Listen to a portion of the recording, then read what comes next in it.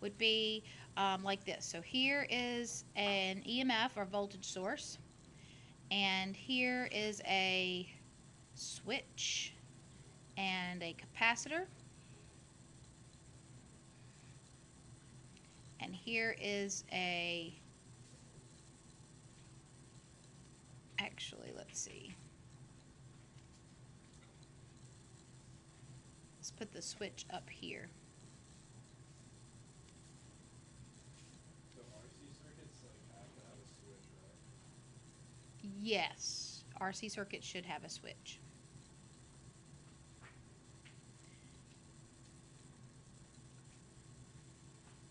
Okay, so I have two switches at this point. Nothing is connected to the EMF of the battery. This is a capacitor and this is a resistor.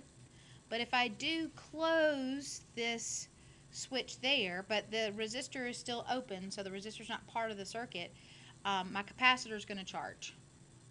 And it would go through a charging process.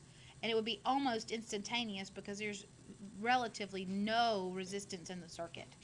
So, I mean, it would take just milliseconds for it to charge up.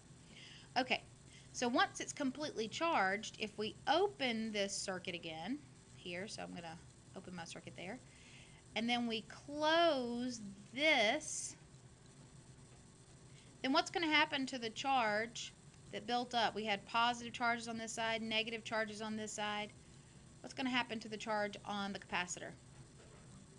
It's going to run through the resistor. And a perfect real-life example of this is a flash, like in a camera.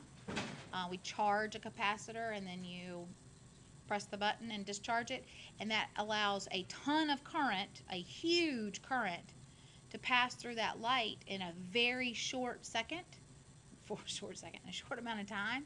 And so then you get a huge bright light, but then it's not like going to overheat anything because it's not continuous. Okay, so now we're going to discharge this capacitor, and again we can write a loop equation for the voltage drops through the loop while it's discharging.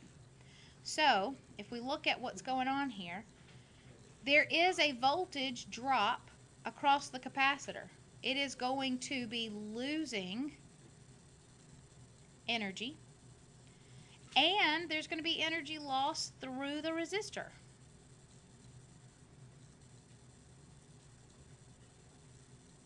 Okay, but in the grand scheme of things, one loss is the other's gain.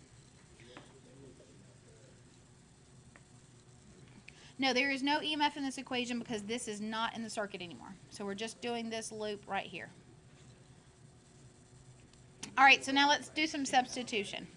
All right, so the voltage across a capacitor, if Q is equal to CV, then what? V is equal to Q over C. But it's going to be like our little q because it's changing.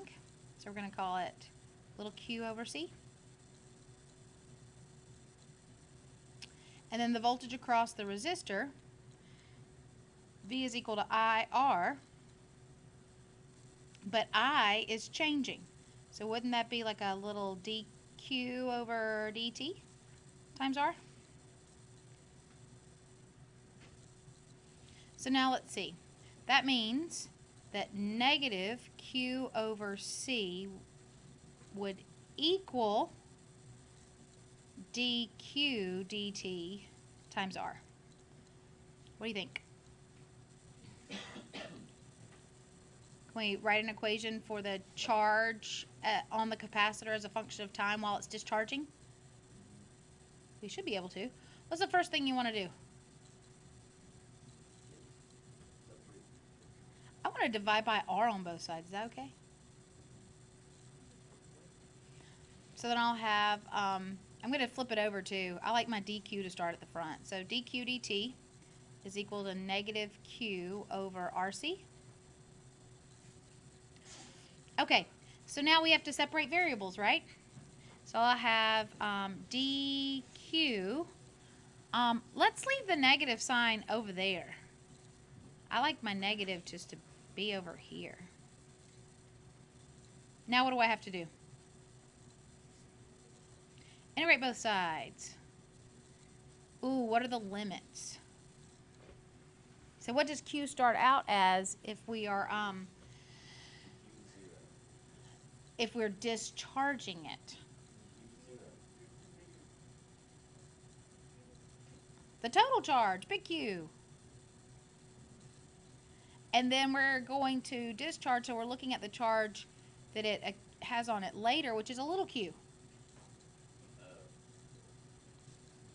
And then our time will go from some zero time where it had all the charge on it to some little time where it had some little charge on it. So far, so good? Okay, so let's see. Now what's this going to be? This is going to be the ln of q evaluated from what? Big Q to little q? Did I do that right? And this would be what? Negative T over RC?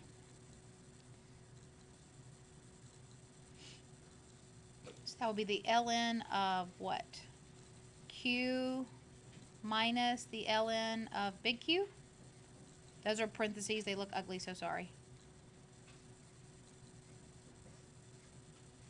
Am I doing this right so far? Y'all happy? So then that would be the ln of what? Little q over big Q? Is that how you do those ln's? Now what do? I'm trying to find little q as a function of t. It. All right, so now we'll have q over big Q is equal to e to the negative t over RC, like that. By the way, this is called a differential equation when you write it like that.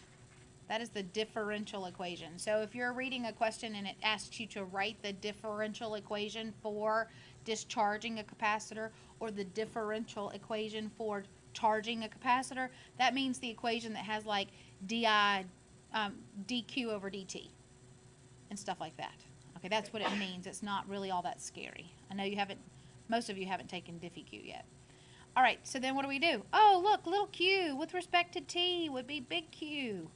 E to the negative t over RC. Now that should make sense because what is e to the 0? 1. And so what should our charge at t equals 0 be? Big Q, yeah. So if we were to graph that sucker out, where this is our charge, we're going to start out at t equals 0 with our whole charge. We're going to go boop, boop, boop. Oops, I can make a line. Like that. So then what does the time constant tell us? At t is equal to RC, or the time constant, our Q of tau would be big Q e to the negative RC over RC, which is Q times what, 0.36? So at one time constant, we're at like 36% of the total charge.